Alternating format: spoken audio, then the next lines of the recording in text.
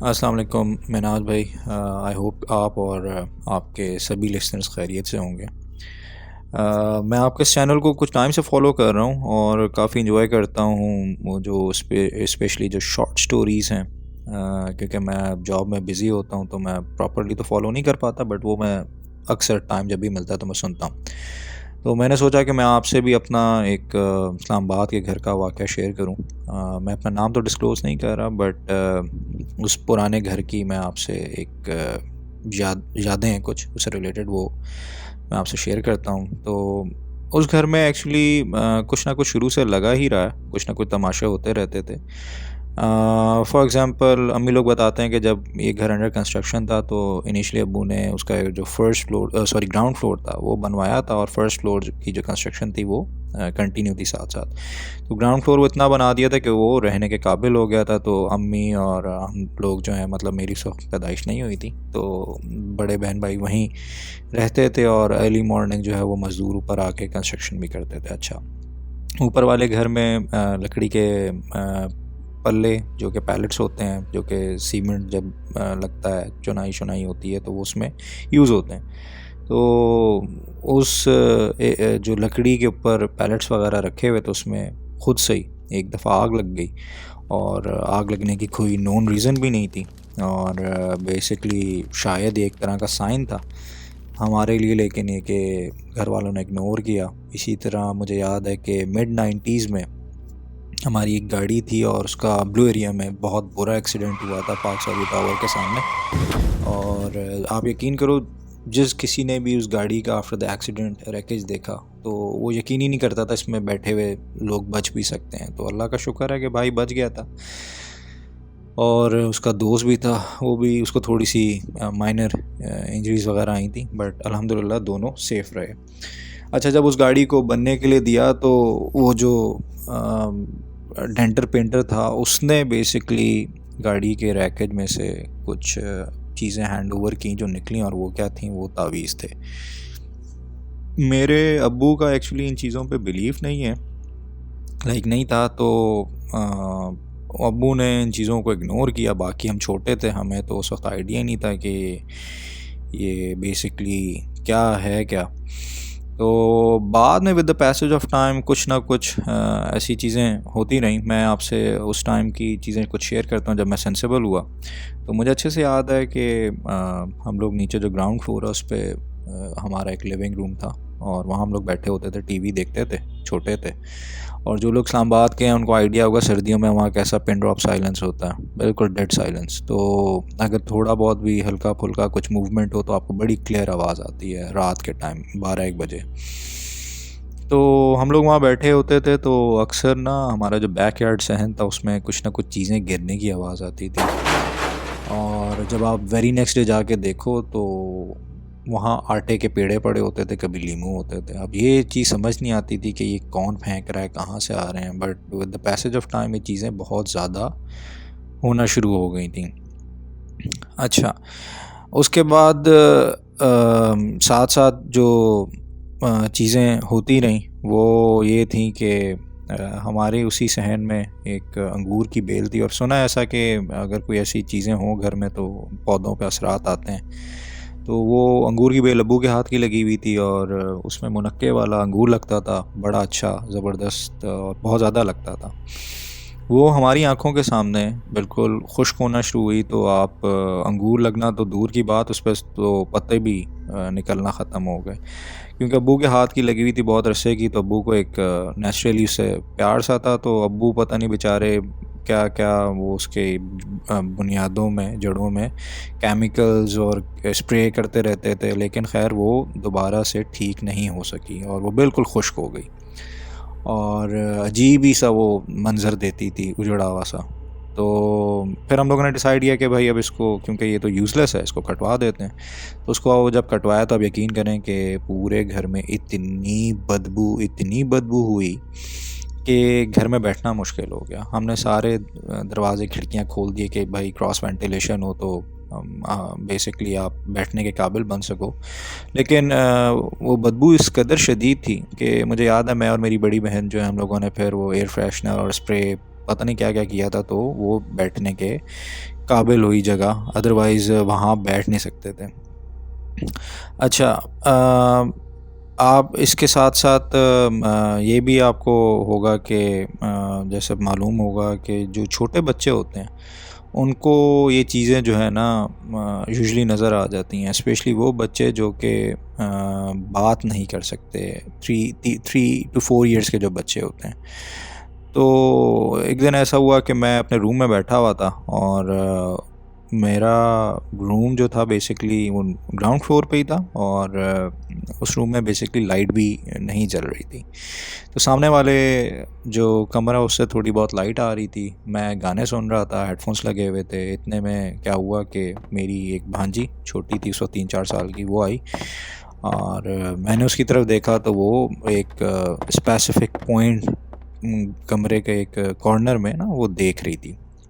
मैंने इग्नोर किया, मतलब बच्चे होते हैं, लेकिन ये देखना कि एक बच्चा टिक के खड़ा हो जाए और एक ही जगह को गौर से देखना शुरू हो जाए जबकि कमरे में अंधेरा भी है, तो कुछ सेंस नहीं बनती। तो मेरा दोबारा से उस पर ध्यान पड़ा तो वो दोबारा से जो है उधर ही देख रही। अब मुझे थोड़ी सी टेंशन हुई तो मैंने जब उसको गौर से देखना शुरू किया तो वो उसकी शक्ल जो है वो रोने वाली बन रही। तो मैंने अपने हेडफोन्स उतार के साइड पे किया। मैंने पूछा क्या हुआ बेटा, तो उसने ना इशारा किया। उसने इशारा किया और उसने इशारा किया उस रूम के कॉर्नर वाली साइड पे, और उस कॉर्नर में बेसिकली एक टीवी ट्रॉली थी और उसके ऊपर टीवी रखा होता था। तो आप यकीन करें, जिस टाइम पे मैंने उधर उस कॉर्नर को देखा तो लिटरली जैसे एक लकड़ी में से क्रैकिंग सी साउंड आती है अगर आप उसके ऊपर एक्स्ट्रा वेट डालो, तो उस ट्रॉली के ऊपर से एक आवाज़ आई बाकायदा, जैसे कोई चीज़ पे आके बैठी हो। तो लाइक आपने उसने प्रेजेंस फील करवाई। अच्छा, पीछे ही सहन में एक बेल भी हमारे कॉल लगी हुई थी। आपने देखा होगा वो लोग खूबसूरती के लिए लगाते हैं दीवार पर, बेसिकली वो चढ़ जाती है और उसकी सफाई हो रही थी तो उसमें से एक ठीक ठाक तावीज़ों का गुच्छा निकला। एक्चुअली ये जब चीज़ें बहुत ज़्यादा होना शुरू हुई और ये तावीज़ और इस किस्म की चीज़ें, और फिर ये कि मीनवाइल मेरी बहनों को और अम्मी को खुली आँख से कुछ चीज़ें भी नज़र आईं, तो अब्बू ने फिर डिसाइड किया कि भाई ये किसी से कांटेक्ट करना चाहिए और चेक करवाना चाहिए मसला है क्या। मेरे घर वाले जो हैं वो माशाल्लाह नमाज वगैरह को बहुत अच्छे से पढ़ते रहे हैं और पढ़ते हैं अभी भी। मेरे अब्बू जो हैं वो ख़ुद से वो तहज्जुद गुज़ार हैं, मैंने ख़ुद उनको देखा है। तो उनको फिर वो किसी अंकल के थ्रू, मतलब अब्बू के दोस्त के थ्रू किसी मौलाना साहब को अप्रोच किया गया और फिर उन्होंने बताया कि जी आपने मंजिल एक है वो पढ़नी होगी और उसका जो पानी है वो अपने घर के चारों कोनों पे जो है ना दम करके वो छिड़कना होगा। तो अब्बू ये एक्टिविटी मुझे अच्छे से याद है कि वो करते रहते थे और मतलब बहुत ही उसको रिलीजियसली फॉलो करते थे इस एक्टिविटी को।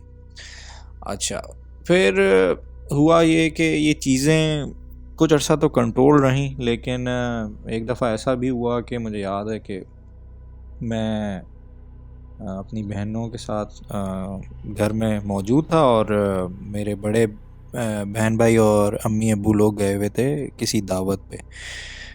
तो हम लोग नीचे बैठे हुए थे तो ऊपर वाला पोर्शन पूरा खाली था और दरवाजे लॉक थे। तो एकदम से आवाज़ आना शुरू हुई जैसे दरवाजे ज़ोर ज़ोर से कोई खोल रहा और बंद कर रहा, मार रहा बेसिकली।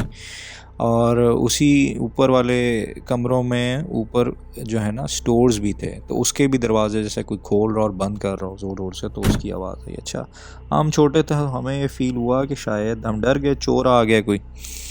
तो मेरी बहन ने, एक हमारी जाने वाली आंटी थी, पिछली गली में रहती थी, उनको कॉल की, वो अपने बच्चों को लेके आ गई, 2 उनके बेटे थे।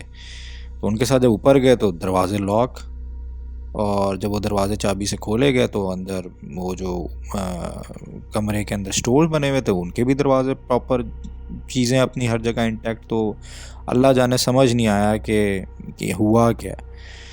तो बस ये चीज़ें चलती रहीं और फिर अल्टीमेटली अब्बू को किसी ने बताया, जब ये बहुत ज़्यादा चीज़ें आउट ऑफ कंट्रोल होना शुरू हुई तो किसी ने बताया कि भाई आप कुरान का आयात हैं वो आपने पढ़नी होंगी, और वो कीलों पे आपने उनका दम करके वो चारों जो कोने हैं कि घर के, उनमें वो आप कीलें जो हैं वो ठोक दें। अब्बू ने ये भी किया और वो कीलें जो अब्बू ने लगा दी। लेकिन उन कीलों के लगाने से अपेरेंटली मेरा तो ख़्याल है कि ये एक्टिविटीज़ जो हैं मज़ीद जो है ना बढ़ गई, और वो बढ़ तो गई, उसके साथ साथ ये हुआ कि अब्बू की तबीयत जो है वो बेसिकली आहिस्ता आहिस्ता ख़राब होना शुरू हो गई, और फिर मेरे वालिद की 2007 में डेथ भी होगी। तो बहरहाल फिर बाद में हम लोगों ने अब्बू की डेथ के बाद फिर वो पता करवाया, तो मालूम ये हुआ कि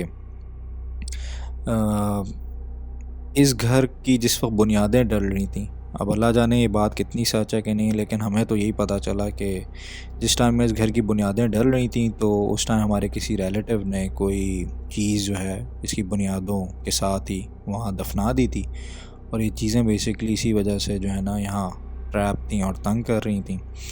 और दूसरा ये कि वो जो मैंने आपको कीलों वाला वाक़या बताया कि अब्बू ने वो जो पढ़ के कीलें वगैरह कॉर्नर्स में लगाई थी, उसके बारे में जो पता चला वो ये था कि तरीका ये होता है कि आपने जब वो 3 कॉर्नर्स में कीलें लगा दी, तो जब चौथा कॉर्नर बेसिकली हिसार बनाने के लिए आप बंद करने लगें, तो आपने बेसिकली पूछना होता है ज़ोर सा कि अगर कोई चीज़ इधर मौजूद है तो वो उनको एक सेफ़ पैसेज देना होता है कि वो निकल जाए।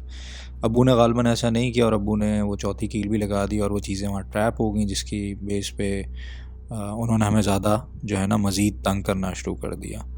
खैर फिर हम लोगों ने वो मकान जो है वो फिर सेल आउट कर दिया था, और हम फिर इस्लामाबाद में ही एक डिफरेंट जगह पे मूव हो गए थे, और इन चीज़ों से हमारी अपेरेंटली तो जान छूट गई। बट क्या है कि अभी भी ये चीज़ें याद आती हैं, वाक़यात याद आते हैं तो खौफ सा जहन में आता है, क्योंकि हम इन चीज़ों को हम कभी भी भुला नहीं सकते। तो बस इस सारे किस्से को इसी तरह वाइंड अप करूँगा कि अल्लाह ताला से दुआ है कि वो हम सबको अपने हिफ्ज़ व ईमान में रखे और हर किस्म के शर से बचाए। आमीन। Thank you. अल्लाह हाफ़िज़।